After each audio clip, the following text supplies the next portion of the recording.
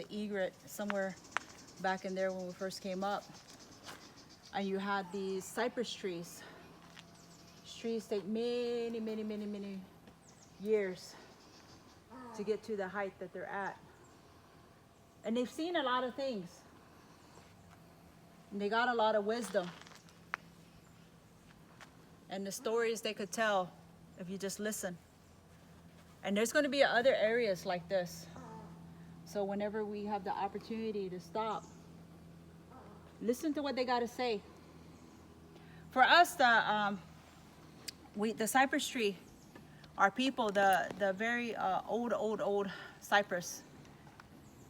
Even this one here is not big enough to make a canoe. That's too small. So imagine this tree right here, something 4 times that size that they would have to use to make a canoe. And I know one of my grandfathers of my mom's father's side of the family was a canoe maker.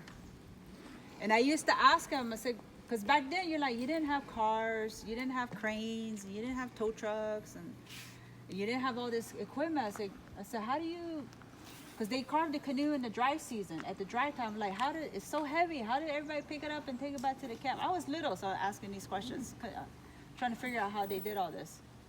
And he said that when the areas that had the large cypress, because there's certain areas that always have water, or it gets maybe muddy in there, they have the really large old growth cypress trees, and during the dry season they would go and chop down the tree.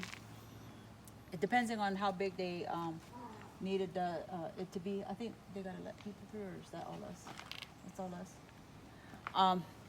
Depending on this what size canoe that we're making, sometimes he said it takes 4 months, sometimes it takes 6 months to make the canoe, because remember, there's no machine, so they got an axe and they're chopping, but they're also creating a fire in the canoe. You're like, why would you set the canoe on fire? You're trying to make it, not destroy it. And he said they would make a fire in the canoe, and that would help shape it.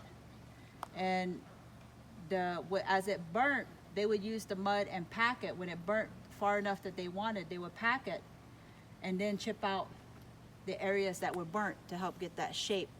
And I know my tribe in their village has some very old canoes, and you can actually still see some of those burnt marks in there, because they didn't chip it all the way out. And they would use that process to make the canoe. And he said they knew where they cut down that tree, when the rains came, it would flood that entire area. So when they finished the canoe, they left it there.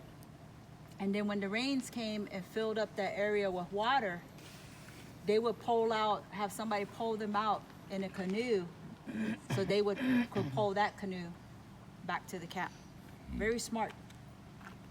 They didn't need no trucks. They didn't need all this, engineered equipment. They used here and how they could work with the land to figure out what they needed to do. But they only made what they needed.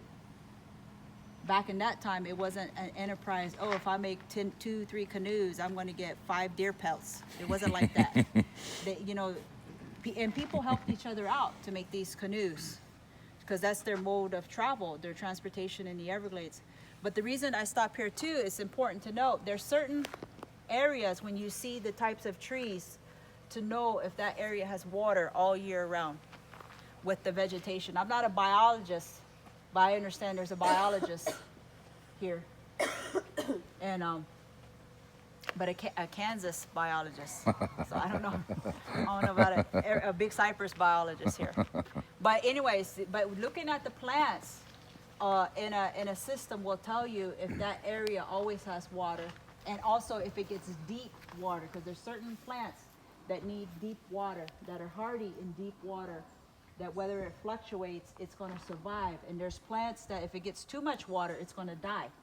So when you see these plants that can survive in deep water, that'll give you an idea that, hey, this area, if you're coming out in a high water season, this area tends to get a lot of water.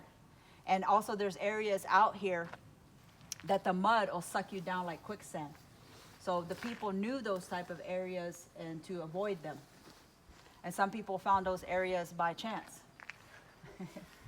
And those are stories that are shared so other people won't make those same mistakes. But here I have, a couple of times I've seen this get really dry and maybe to the center muddy, but you'll see the alligators, when the area dries out, you'll see the alligators burrow down into the mud to get that moisture. And you know, we all understand that the alligator is an umbrella species and helps other animals to survive. And even that we know, because an alligator always has to have water. It cannot live without water. It can go many, many days without food, but it has to have water. So growing up out here, you know, if you're out here and you don't have water or even food, you know, if you can find an alligator, like an alligator, then, you know, or just follow the track of an alligator. If you know, if you find that alligator, what are you going to find? Food and water.